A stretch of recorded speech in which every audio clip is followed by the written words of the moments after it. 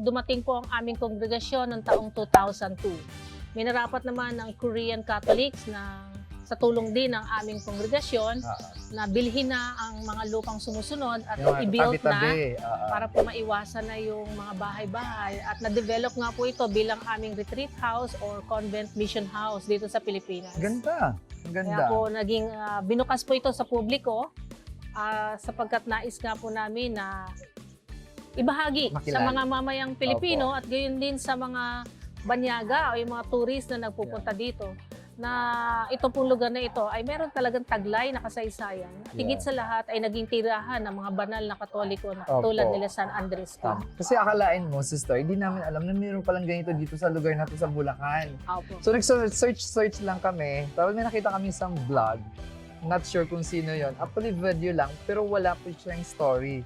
So parang ngayon lang talaga namin siguro talagang malalaman na ito talaga ay pinaka-historical site din ng Bulacan. So di ba? Akala niyo yung mga ka-wonder? So alam natin ngayon yung history ng St. Andrew Kim Shrine.